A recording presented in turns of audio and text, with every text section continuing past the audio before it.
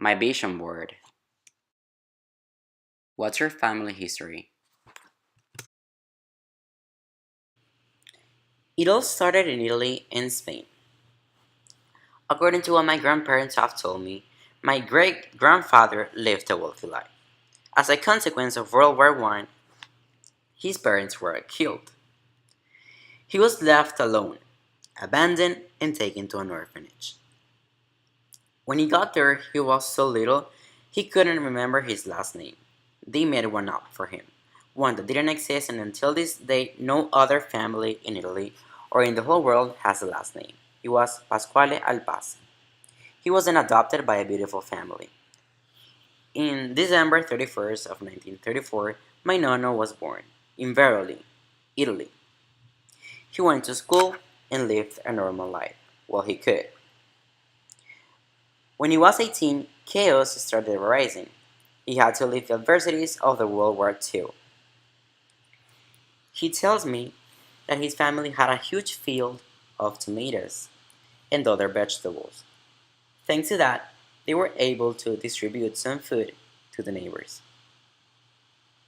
Because of all this, he had to migrate on the pursuit of happiness. It was either Caracas, Venezuela, or the States.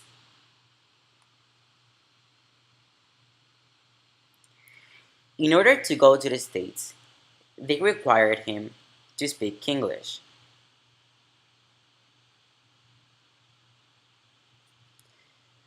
Looking back, I thank God he didn't go to the States. Otherwise, he wouldn't have met my grandma. She was born in Ortigueira, Spain. Because of the same adversities they were living, she also had to leave to Venezuela when she was 9 with her whole family. She had to take a shift for around a month and a half. Now, she hates anything related to water. She can go on a boat or on a cruise ship because it reminds her of that awful time, which caused her a lot of fear. After a couple of years, they met in Baruta, Caracas. They lived close to each other. My nonna used to go to my nonna's house and help the family. My nonna started working as a truck driver of a company named Duncan. He drove around the entire country delivering batteries for cars that a company was selling. Until today, he knows every road and every highway of the country. After several years of hard work, he was able to buy the company he was working for. My grandparents got married 9 years after arriving to Venezuela, and they had 3 children, one of them, my lovely mother. She was able to live a privileged life thanks to all the efforts my grandparents put into hard work. She went to school and started dating my father behind my family's back for 7 years. My grandparents never approved of him. They said he was a troublemaker. However, my mom really loved him and proved them wrong. So they ended up getting married and having 2 children, my old sister and me. I would say the part of my family culture that most resonates with me is the union. We stay together through thin and thick.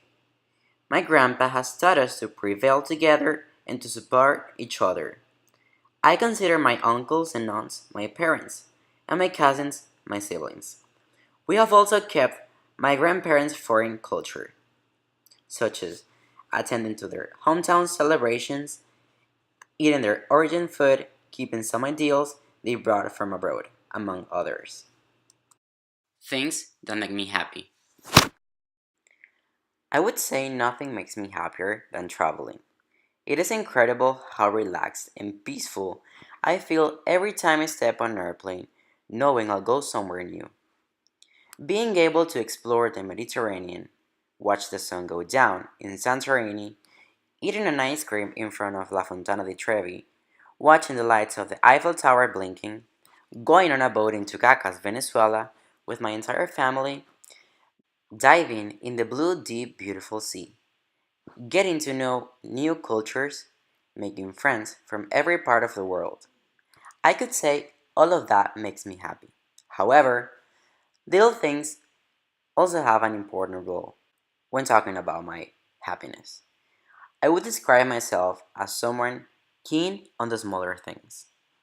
This is why receiving a handwritten letter from a friend, having long, interesting conversations, getting a chocolate bar from someone I love, getting home and having my mom had everything ready for lunch or dinner, receiving a text from an old friend, listening to old music that reminds me of a special moment, having a professor tell me I'm doing great in a class. I believe that when you slow down and savor the small things, you don't have to wish for a different life. You can discover beauty in the life you already have. There is no better level of fulfillment than when you have the opportunity to make someone happy, mostly someone you love. I'm a determined person. I have strived to achieve my goals. Every time I would make a step closer or achieve something I wanted, my parents would tell me how proud they were. Having my parents told me how proud they felt and how happy they were of having me would make me go beyond my limits and work even harder. I also love to paint. I forget every problem I have and I get lost imagining the right combination of colors I'm going to use. Since I was a kid, I would always draw faces. However, what I loved to draw the most were the eyes. They are so powerful, they can never lie. That's why I would spend many hours drawing eyes while listening to music. I believe one of the things that I do that gives me the greatest return of happiness is helping others. There is nothing better than to see someone smiling because of something you did. I had the opportunity to go to a poor area in Venezuela. We provided food and basic living supplies. My gratification level couldn't be higher by the moment I finished volunteering. They were so happy, and that made me feel the same way. What would you do if you had 2 years left? I would tell my parents how much I love them and how grateful I am for everything they have given up and done for me. I know I should do this on a regular basis, but being 1,300 miles away and having different times of work, it's hard for me to talk to them every day. I would stop caring for what others have to say about me. I would start doing things that I always wanted to do. For instance, being a blogger and show my everyday life, such as what I eat, the places I visit, cool outfits I would wear. Also, I would travel the whole world, or at least the places I want to visit the most. For example, Cairo, Dubai, Jordan, China, Japan, Thailand. I would love to merge into their culture, and I would like to appreciate the beauty of their nature. I would certainly pack my things to explore the beauty of the world. It should be mentioned that I would travel the world with my girlfriend. I would also tell her how much I love her and how thankful I am for what she's done for me. I would make her feel like she's the most important person in the world. I would be the most caring and loving partner she would imagine. There is such thing as forever, not in this fast-paced world we're living in. I would also eat everything I crave. I would not pay attention to the calories or how much fat it has. I will eat guilt-free. As a kid, I'm always curious and often get bullied because of my reserved personality. And there were people who stood behind me, behind my every struggle, and that was some important friends. They molded me of being who I am right now, and I will always remember them until the end of my life. I would visit all good friends and ask them to go out and do the same old things we used to do. I would write down every night before going to sleep on a notebook at least something I should be grateful for on that day. I would be happy every day and avoid negative people or moments. If I have any money left by the moment I die, I would give it away to people who need it. I would also like to donate my clothes and personal stuff to people in need in my home country, Venezuela. I would be making jokes about my death. That way I would stop fearing that moment, and I would be avoiding any sad moment. Lastly, I will forgive all those who treated me badly. I set myself free. I forgive all those people who wronged me, directly or indirectly. Nothing more satisfying than to die in a peaceful state of mind. My life goals.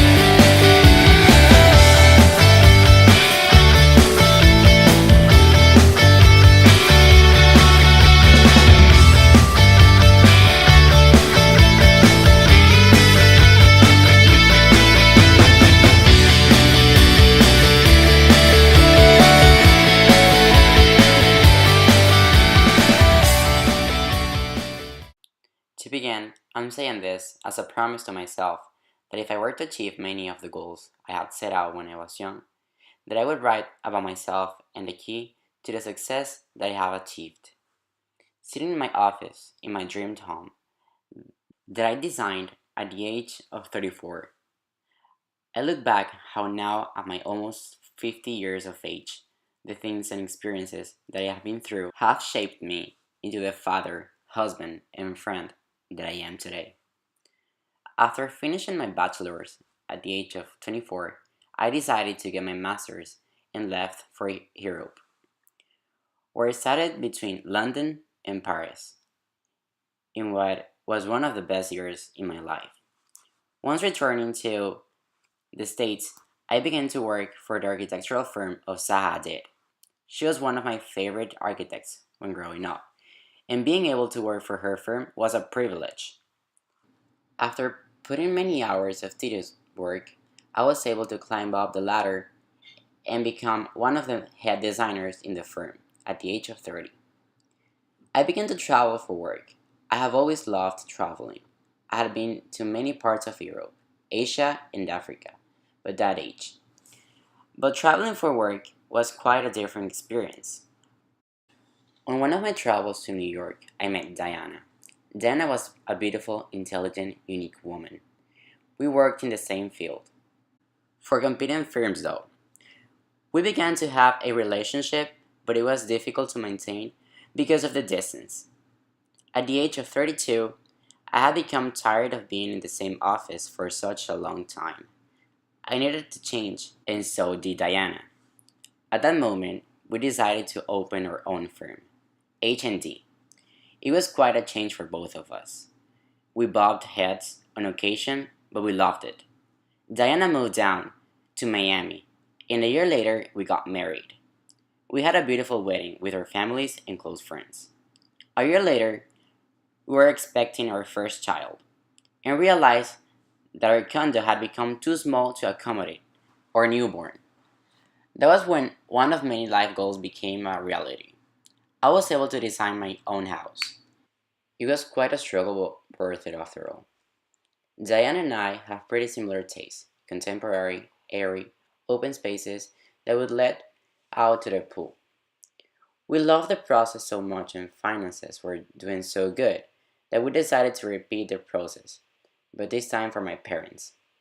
We built them a beautiful house where they currently live. My 40s was a decade of maturity and learning what it is to handle a family and a business. It's been an amazing journey, and now at my almost 50 years of age, I'm astonished at what I have accomplished.